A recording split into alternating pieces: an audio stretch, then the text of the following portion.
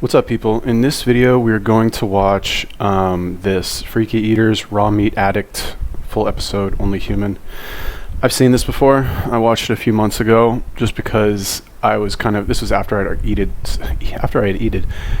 started eating raw meat. I kind of wanted to see, well, I don't know if this like popped up in my feed or something, but I guess I was just curious as to like the mainstream's take on this and how they would create a piece of content about it. I don't really know. I have such a low opinion of like mainstream TV that like I don't know. I don't want to let that cloud my analysis. But anyway, we're gonna watch this video. Let's take a look. Here we go. Oh, if you guys have any other recommendations for videos or YouTubers or whatever that you want me to take a look at, let me know. Leave me a comment. And preferably if you can give me the exact video that you want me to take a look at as well. That would be helpful. Daniel is obsessed with raw meat.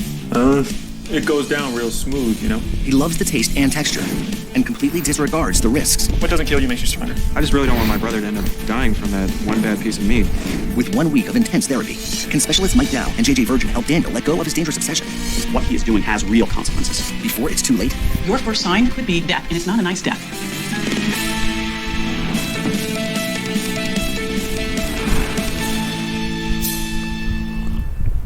29-year-old Daniel has a typical varied diet, except for one freaky habit. Daniel has been obsessed with raw meat for the past 6 years. He feeds his habit 4 times a week in pound after pound of raw beef, eating whole steaks pulled right from the packaging. Even raw chicken. It isn't really normal for people to have the eating habits that Daniel does. Every year, 76 million people contract foodborne illnesses. Of these people, 375,000 are hospitalized. And approximately 5,000 die. I'm really concerned that Daniel doesn't care that one day this could lead to death. In fact, Daniel scoffs at the thought of getting sick. It's absolutely worth it to eat raw meat, even though there's consequences. I don't know. It might just like I feel almost like I'm like maybe I need to wake up more before doing these videos, but they're just like really rubbing me the wrong way lately. Like the dude looks great. Like looks great, clear skin. Like he's got like strong jaw. Like looks healthy. So like I see where they're going with this. This is like daytime TV. Let's like shock the housewives and just like shock value to show people this and like scare them. You're gonna die if you keep doing this. It's like it's basically like the same appeal, I guess, of like My 600-Pound Life, kind of, where they're like, you're gonna die if you keep doing this sort of thing. 76 million people per year contract foodborne illness. So when it comes to like statistics like that, and only 5,000 die, that's a very low number. Like I wonder like what percentage of that is in the third world. Anyway, I guess I should preface this video by saying like I'm a huge fan of raw meat, right? I think that's why I was asked to do this video, is because I mention it pretty much in every single video where I'm like, whatever, breaking down these people's eating habits, and I'm like, it's really simple, just eat raw meat, right? Never had raw chicken, interestingly. Well, that's not true. I've had a lot of like raw chicken liver and chicken hearts, but never raw chicken muscle meat. It seems gross and like slimy and like smells bad. Like it doesn't like, it's not appealing to me, I guess. I've had a ton of raw pork. In Japan, I ate raw pork every day for 2 months. It was fine. I've had like raw pork liver also. I've had raw beef. I've had raw squid. Like, what else have I had? Duck. I've tried it all. Well, not all of it, because some of it is kind of grosses me out. And I'm fine. I've never had an issue. I've had more issues from eating cooked meat, which like sometimes leads to like constipation if you eat too much. But anyway, all that said, like the dude, he looks good, he looks healthy. They're trying to make it seem like it's this like addiction to eating raw meat. Like I wonder, like, number one, like who thought of this to like create it like this, and number two, like who are the people who like buy into this, who believe it? Like how I don't know, whatever. It's just go on. I like to pull it, I like to see the muscles. There's no real reason behind it besides I like the taste and texture. It's like butter. Daniel's love of raw food started when he was a child. When we were kids, Daniel would always eat raw biscuit dough and pancake batter. It was one of many things that set Daniel apart in a strict military household. Well, Daniel has always just been a little bit different, particularly when it came to writing poems, stories, fiction. My father is always pushing me, wanting better, and kind of stressing accomplishments and goals and discipline. And I feel like I'm kind of unique and different from other people. While Daniel's brother followed in their father's footsteps by joining the military, Daniel chose to pursue a degree in liberal arts instead, a decision not embraced by his family. My family didn't really support me writing poetry. They just never really cared much, I guess. Once he left the strict confines of his parents' house, Daniel began experimenting with more raw foods. It was just a relaxing moment. One of those quiet things where you do it on your own and you're like, wow, this was nice. Soon, Daniel was indulging his raw meat cravings several times a week, but he only shared his secret with his brother. I thought it was just something he was trying out, but then it started progressing to 3 or 4 times a week, and that's when I really started to get concerned. After graduation, Daniel took a job as a government analyst and finally gained some respect from his family. It wasn't rewarding. I was dying a little every day. Depressed, Daniel eventually quit his job to pursue writing full-time. I want to make some kind of a difference in the world, you know? That's why I like the whole creative angle. You can usually help people by doing what you're best at, I think. Daniel now spends his time doing what he loves most, writing, working out, and searching for inexpensive ways to feed his obsession. I like bargains, and I always look for the cheapest cut. I don't think he does any type of preparation to it, washing it whatsoever. Horrified by the risks Daniel is taking, his brother Brian has begged him to give up raw meat. Daniel disregards any health advice he gets regarding the raw meat that he consumes. I like this guy. Like, are we related? I can relate to him in so many ways. Doesn't want to work his like shitty government like wage slave job. He writes. He's like creative. He does shit that he likes because he likes it. And his family is. This is just, you can't make this shit up. It's like typical story of like, you have like the one what's called, the one child who's like follows in the father's footsteps and like does everything right, and like he's like the good little boy and he gets all the praise. And they have the other one who's like kind of a misfit, like just does his own thing, doesn't really give a fuck, and like can't do anything right apparently. And now they're just like totally hating on him, like, dog, the guy wants to eat. Okay, and I get it. I guess they're like concerned for his health, sure. But just a bunch of haters, honestly. Like, instead of okay, so this is what I always recommend, right? Because I would say the past, maybe, when did I start eating raw meat? In like the end of 2018, and I don't eat it every day, right? But if I have access to like a grocery store or a butcher, lately, that's what I'll eat. Like, I haven't eaten it lately, like the past maybe like 2-3 weeks, just because there's no like butcher around here that I know about, and it's just like a shitty area kind of. But anytime I eat it, like I eat it a lot around other people, and their reaction is always the same. Like, oh my God, you're eating that raw. You're not going to cook it. Aren't you worried about diseases? You're going to get sick. It's dangerous. And I'm just like, nope, not worried about it. I'm totally fine. I feel great. And like what I also do, just to kind of like, I don't know, maybe it's kind of a dick move, but like that kind of motivates me even more to like casually mention that I'm working out, right? Like, casually, like, just kind of show off to these people, and like, because most of them don't work out, most of them don't train, most people don't in general, but it kind of motivates me to like just kind of like throw it in their face, I guess, a little bit. It's like, oh, you're gonna try and lecture me on like what's good and what's not good when you clearly like haven't done anything, like haven't thought about your health in like ever, so there is some of that to it. I'm kind of a dick though. But yeah, like I don't. And anyway, let's just, I guess, move on a little bit. Some products may contain bacteria that could cause illness if the product is cooked improperly. Whatever. I mean, what doesn't kill you makes you sick. I've never gotten sick from eating raw meat, ever. And I've been doing it for 6 years now. I just really don't want my brother to end up dying from that one bad piece of meat. It's gotta happen sooner or later. With nowhere else to turn, Bryant has asked freaky eater specialist JJ Virgin and Dr. Mike Dow to intervene. I'm JJ Virgin, and I'm a board-certified nutrition specialist. My name is Dr. Mike Dow. I'm a licensed psychotherapist specializing in eating disorders and addictive behaviors. Bryant has asked them to meet him at Daniel's gym in the hopes that a surprise intervention will inspire Daniel to change. So tell us a little bit about why you're here.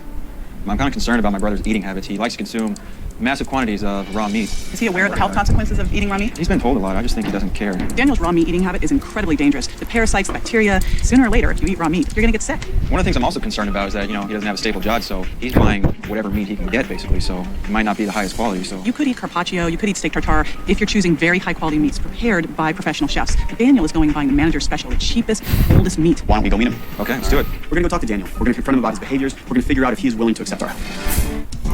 Daniel has a disturbing obsession with raw meat that he indulges several times a week. What doesn't kill you makes you sick. His brother Bryant is hoping that... All right, so fun fact. First of all, I hate these two people. Oh my God, I do. I guess there's some people out there like these two personality types, and like obviously like fake actor. I mean, okay, they're not fake actors, but like they are like acting, if that makes sense. That doesn't make any sense. Anyway, whatever. Like these are like the bad guys, are they not? Am I crazy?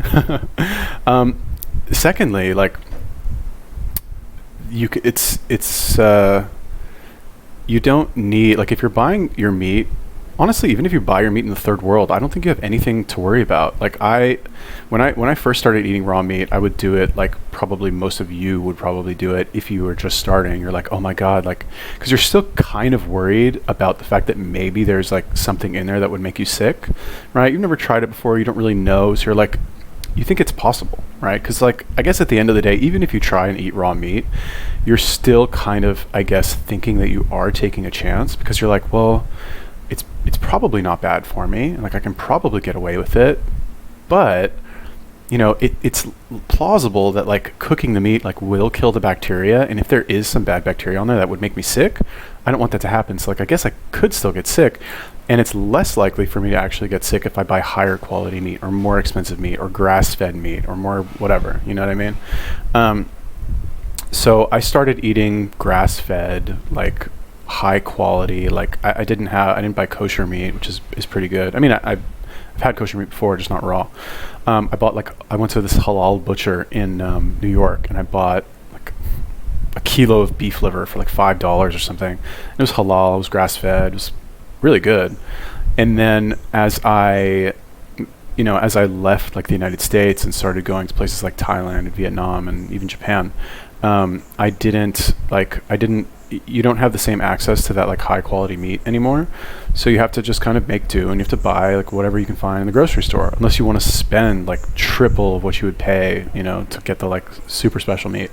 So it's like, fuck it, I'll just try the other meat. You know what I mean? And I tried it. I was totally fine. Noticed absolutely no difference whatsoever. I mean, I guess if I like tried them side by side, maybe I would notice some kind of difference in taste or like performance somehow, but never noticed any difference, and was still able to perform at a very high level. I looked great, I felt great. So I was like, oh, I guess you don't actually need to eat the grass-fed beef.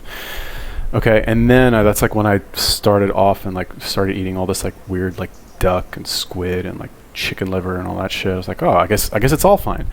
And then I found myself in Vietnam, and Vietnam, I guess you could say, is probably like the most third world country that I've been to recently, like since I started doing this whole raw meat thing. And I went to this open air market, like one of these like old school, like, you know, with all the like merchants that like sell their shit. It's like a food market basically. And there are all these like, I have a video about it. But anyway, all these like Vietnamese ladies like sitting on the counter with like no shoes, like cutting meat, like flies buzzing everywhere. It's like noon, fucking 100 degrees outside. The meat is like, it's not like juicy like grocery store meat. It's like dry because it's been out in the sun, not out in the sun, like out in the heat for hours.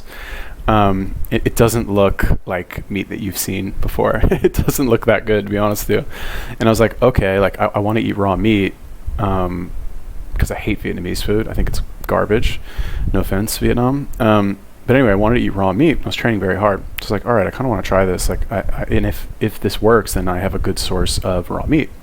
Because it was very cheap. Like, I paid $1 for a kilo of beef liver. Not even. I think like 50 cents or 25 cents or something. Anyway, long story short, I ate it. I was fine. So, like, doesn't really matter the quality, is what I'm trying to say.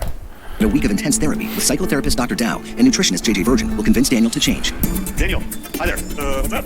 I'm Dr. Mike Dow. Like that. Nice to meet you. JJ Virgin, good to meet you. Pleasure. I'm just going through my routine, doing my usual thing, and now here comes my brother with these like doctors, and just totally took me by surprise. Dude, what's going on? The reason these people are here is because I called them about how you like to eat raw meat. I don't know if you really know how much this can affect your health, so they want to help you. Oh, okay, but I don't think I need. Dude looks good. Like, you know who he looks like? Like, who's that actor who's like the total, like James Franco? No. Is it James Franco? Looks like James Franco, okay? Looks good, right? His brother, I guess he looks okay. Not like fat or anything, but like, are you kidding me? It's like, it's a good look. You know what I mean? Like, why? I don't know. Honestly, like, I don't have like a brother, but I get the feeling there's a lot of this like jealousy between brothers if you have one or something. So I don't know, maybe he's just like hating on him for no reason. Need help?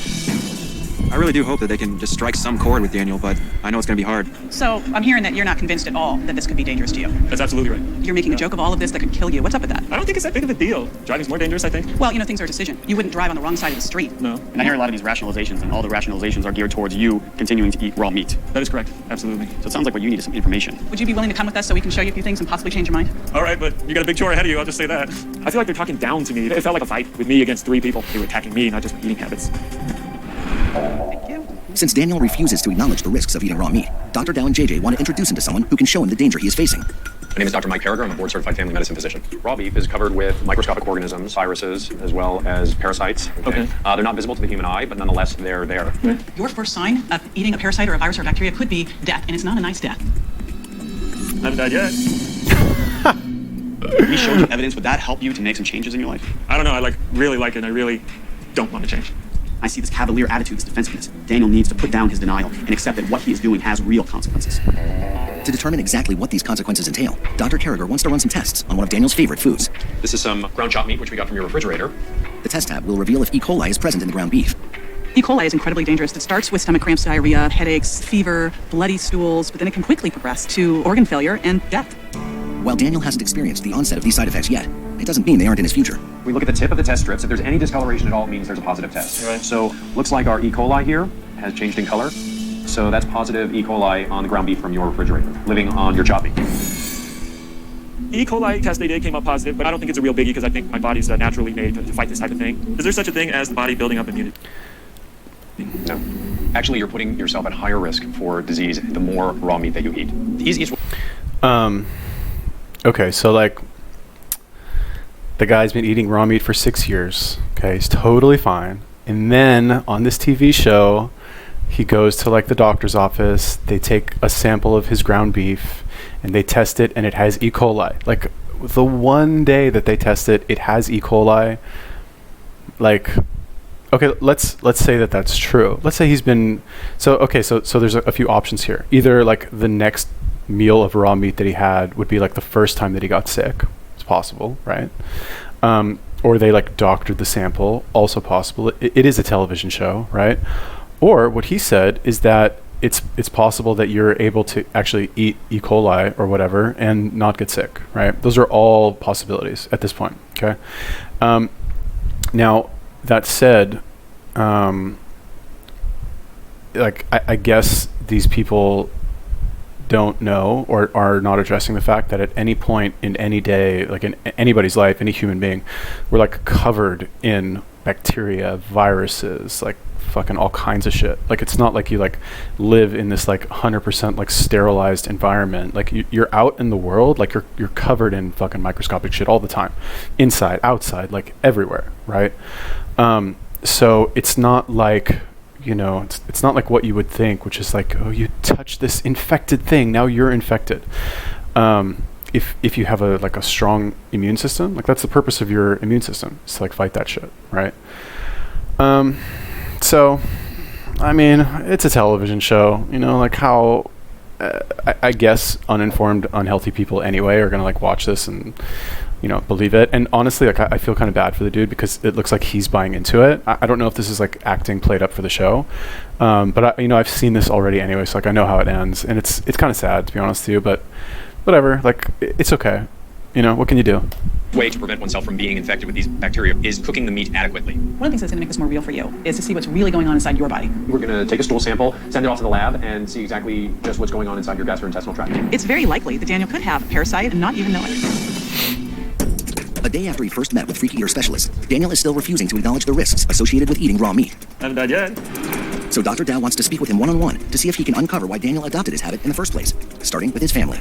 Tell me about your dad. He's authoritative. He's a military man, just like my grandpa was also a military man. It sounds like you took a very different path than the rest of the men in your family. That's true.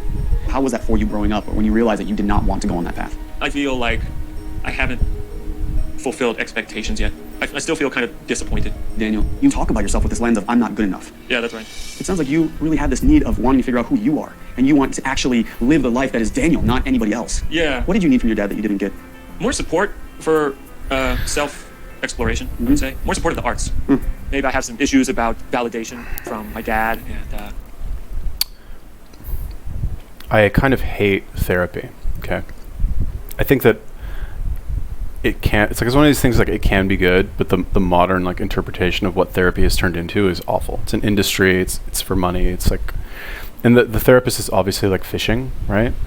He's asking questions that are like structured in a way that will generate a negative response, right? Like, what did your dad? What did you want from your dad that he didn't give you? Like, as a therapist, you're not supposed to like ask leading questions like that. And I know it's a TV show. Like, you've got like 20 seconds to like show the therapy session, and you have to like cut it in a right way. This is entertainment, you know. But this is why like I hate this industry, because people think that it's going to actually like do something good for them, when what it really is, it's like a modern day like it's kind of like a cross between a modern day fortune teller and like a, you know, it's called a rent-a-friend for a reason, right? You're paying somebody to like listen to you talk about yourself, which doesn't particularly have any effect on you know, changing your life, right? Okay, you gain some insights. Why have you still been in therapy for like 6 years? You haven't changed your life at all, but now you know all of this shit, like why you're fucked up. Well, good for you. You know, like what is that doing for you? I've been to therapy before, of course. I've had positive therapy sessions where I made like great life choices as a result of one single session. I remember, just random aside here, I remember one time after I'd gotten out of the army, I moved back to Los Angeles because I was like, you know, when you get out of the army, you're like very motivated to like change your world. You just think you can do anything. You're like, you just finished this like incredibly difficult thing, and you're like, I can do whatever I want. You know, you just feel like a boss, basically. So I moved back to LA, and I was like, I'm gonna, you know, make a lot of money. It was like my thing. It's like, oh, it's easy. I can do that. And it was not easy. It was also like 2009, like when the economy crashed as well. So it was probably not the best time to move back. But anyway, I was like really torn about what to do, because I hated living in LA. It's like a common theme in my life. I was like, hated living in LA, wanted to move back to Israel. Had a ton of friends there who'd like just gotten out of the army and were living in Tel Aviv. I love Tel Aviv. It's like an amazing city. And I was just like really just struggling like in life, like didn't know what to do. So I went to a therapist and I told him all of this. And he didn't ask me these like leading questions. He wasn't trying to like get me to buy like a 10-pack of sessions from him. He just like, we just talked for like an hour. And at the end of the session, he just kind of like asked me questions. And I was like, by the end of it, I was like, like it sounds like I should probably go back to Tel Aviv and live there, because I fucking love it there. And he's like, okay. And I was like, okay, great. Thanks for the help. You know, like I answered my own question basically, which is not this at all. Like this is not, it's like a joke, to be honest with you, like compared to like what an actual therapy session should be. Like if you go to therapy, you should not need to go every day for years. You should need to go like 1 or 2 or 3 times, and that's it. And then you should be done with your whatever problem you went for. You know what I mean?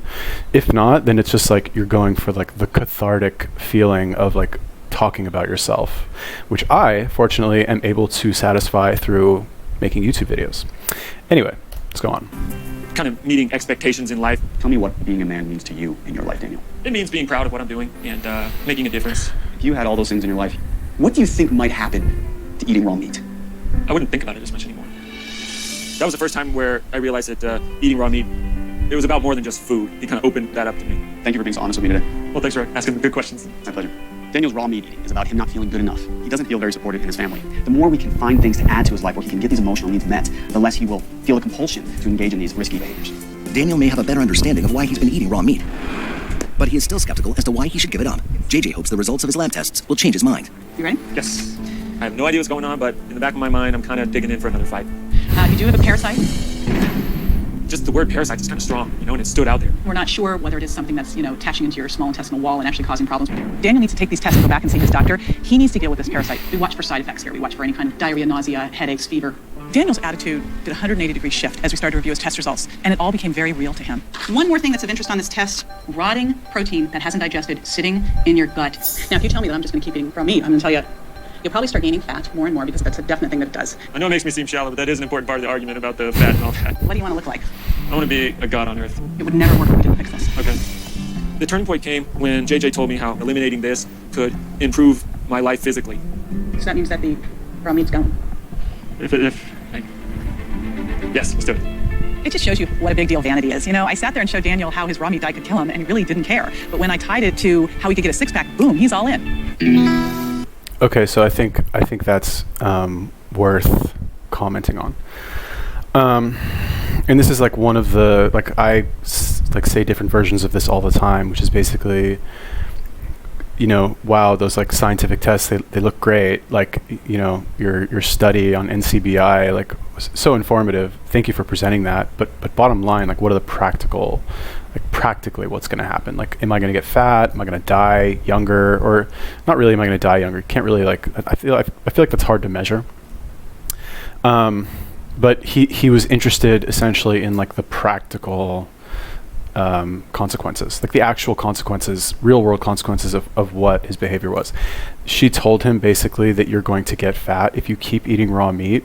I don't know like how much of this is essentially the like television studio telling him you need to say these things specifically, otherwise like we're not going to pay your family for like the show, because they're trying to push a certain narrative for the television show. I'm not saying this is like the vegan agenda or something like that. It's TV, it's entertainment, it's for profit.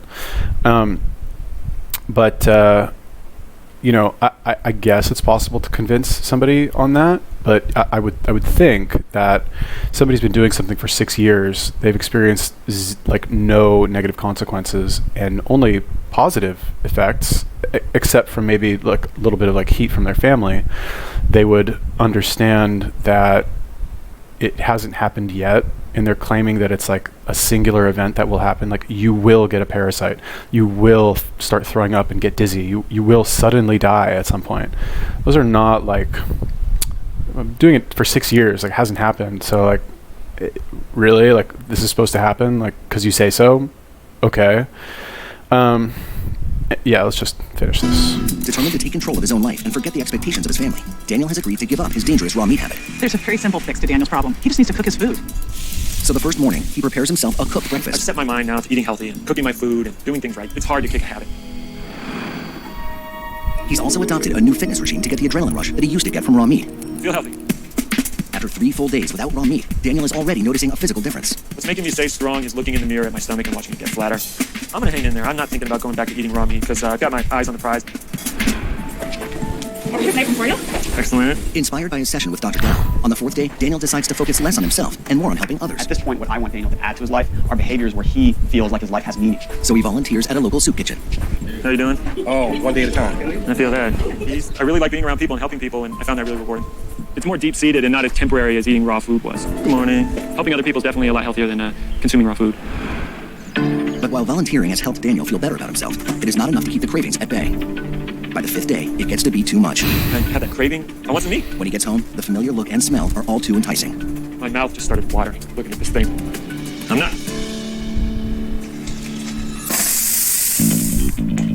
And it was just tough, chewy, disappointing, and I wanted it to taste good. I really did, but just didn't. So I'm cutting through the meat and I look over and there's the other half of the meat I bought sitting raw. It's nice and red. It'd be so easy to just go over there and sprinkle a little salt on it. But I just shut myself off from it and just kept sawing through the thing I had in front of me. On day 6, I don't know. I guess like television studios are like running out of ideas for like actual ideas for show, or it's reality TV. Like, what can you? How judgmental can you be? But I always tell people this if they've never tried raw meat. It's like just try it for like a week and notice the difference in how you feel. A couple benefits, right? This is not just like me, like, and if you've seen any of my other videos, you know that I don't like, I rare that I like quote like, oh, your vitamin B will go up, and like studies have shown you live like 18% longer. Like, who actually cares, right? It's about like, do you feel better? Do you look better? And do you perform better? Done. Like, everything else is just to win arguments on the internet. And with raw meat, the answer is yes, yes, and yes. Okay, so like, just kind of try it. I will say that in my experience, if let's say I've been eating raw meat for a long time, like, okay, so great example. And when I was in Japan, I mistakenly began eating raw pork, or I guess unintentionally, not really mistakenly. I realized it was pork after like 2 weeks, because it was in Japanese. I couldn't tell. It looked kind of like beef, I guess. I don't know. I didn't really pay attention. Probably should have. But anyway, I felt good from eating the pork. I was like, okay, this is pork, but I've been eating it for 2 weeks. I'm still fine. So I guess I'll just keep eating it, because it was cheaper than beef. In Japan, I guess beef is cheaper. Pork is cheaper. Well, eventually I found a cheap source of beef, but whatever. At that time, the pork was cheaper. So, you know, I just like kept eating it and feeling good. And then when I came back to Thailand, maybe 2.5 weeks ago at this point, I moved to an area where, like I said, it's very touristy. There's no like grocery stores around here. There's no butchers, and like I don't feel like walking, or I just don't feel like going to the store and like buying the meat and bringing it back. Like, I don't have a fridge, so I just been eating cooked meat, and like I feel kind of guilty eating it. It's just like it's not the same. You don't feel. I mean, I still feel good, but I don't feel as good as when I was eating the raw meat. And you can see like from his reaction, like they're trying to make it seem like raw, like it's some kind of like narcotic, like you're like addicted, like you got to have your fix. Totally like ruling out the possibility, like not even considering the fact that maybe he's got a natural craving for it because it's supplying his body with more of what he needs. 7. Dr. Dow asks both Daniel and his brother to join him for one final exercise. He wants to make sure Daniel experiences both support and acceptance from his brother so that he can truly accept himself. Welcome to paintball. Brian is in the military and Daniel's not. In a lot of ways, Daniel feels like he's not good enough. Let's do it. Let's get suited up. I wanted to put them on the same team so that instead of trying to figure out who's better, they can actually feel like brothers. Having that will allow Daniel to go to the next step. He fully accepts and approves of himself. Your brother and me, we're on your team. Good. That's the good news. The bad news is that we are playing against 3 professional paintballers. The game we're playing is capture the flag. When you're on the field, it's 1 shot, 1 hit. If you are hit, you're out at that point. Game will be live in 3, 2, 1, game on! The girl's right there. She's got the flag. Oh. Think up here, huh? All right, I'll provide cover. You run over there. The flag is right there, okay? All right, you okay? Yeah. I saw Brian giving Daniel support and motivation. So you can do this. This is our plan. That was the kind of support I wanted to see. You got me? Yeah. Go, go. Go, Dave. Green team win! Nice work, Dave. Well done! Nice work. Feeling good? Yeah, it was like a total adrenaline rush. My brother Brian and I definitely bonded over this experience. We got one last goodbye lunch for the 2 of you. The final surprise for Daniel and Bryant is a meal together with cooked steak. Having my brother here is great because I think it takes someone really close to me to be able to get me to make a change. Dang, I don't want to say it, but it feels a little overdone. You still have the urge to eat raw meat? A little bit. I was always not wanting to change my behavior, but doctors came, and I think it's important. We only want what's best for you, man. We're just trying to keep us all alive. That's about it, man. Now that I've been through all of this with JJ and Dr. Dow and my brother and everybody, I'm not gonna eat raw meat anymore. How's the food? Hey, Dr. Dow, the best fact is I'm sharing with my brother here, not necessarily the meat, but you know, it's the experience of the food, which maybe is already an improvement. I'm talking more about the experience and not the food itself. And you're creating a positive association. Now it's gonna be up to you. So I think that's very interesting what he said. He's like talking about, you know, the guy comes over, he's like, how's it going? He's like, yeah, you know, I'm enjoying, like, lip service, right? I'm enjoying myself, I'm having a good time. It's more about the experience. It's not really about the food. And then he kind of like here's what he says, and he's like, maybe that's an improvement, that it's about the experience and not the food itself. It's like, how, like this is it, and I don't know, like I said, I don't know how much of this is him kind of like just going along with it so that like his family can make money from being paid for this, right? Because I'm assuming they're paid. This is not just like for free that they did this. And obviously they're not going to like publish the TV show if he's like, nope, still going to eat raw meat. Like, fuck these doctors. You know what I mean? But if not, if this is like legit, like let's take it at face value. This is like brainwashing in action, right? Like the food is not important. It's about the experience of eating. The experience of eating is more important than the food. Ooh, you know what I mean? Like it should not be that way. The food should be the more important part. That's number one. Number two, like I guess, you know, maybe I'm reading into it too much, but I don't think that like the brother's heart is in the right place. I really don't. I think he looks at his, I'm assuming, younger brother, and he's like, he sees him happy and doing just like his own thing, and not like doing the whole like military, like dad said to do this, like dad raised us like this, and it's basically like nails on a chalkboard for him. He's like, no, like I believe this so strongly. This is the only right way. My brother like got more toys when he was younger, and now he's like not joining the military. Like him and his liberal arts degree. So he's like, you know, hating on him a little bit. Like when I was watching this, I was thinking to myself, with friends like you, who needs enemies? You know, I'm kind of like, honestly, kind of glad I was an only child. I rarely say that because it's kind of lonely being an only child. And I kind of wish that I had siblings. Like I did wish that I had siblings when I was younger. But oh my God, like if you get stuck with like a sibling like that, like holy shit, like I probably would have turned out way more fucked up than I am now. Yeah, so anyway, let's just finish this video. I mean, there's something That's always else. the hardest part. Daniel was living dangerously because he didn't feel accepted by his family. But with the help of the experts and his brother, he now feels supported in his life and no longer needs raw meat. All right, man. Thanks, man. Thanks for coming out.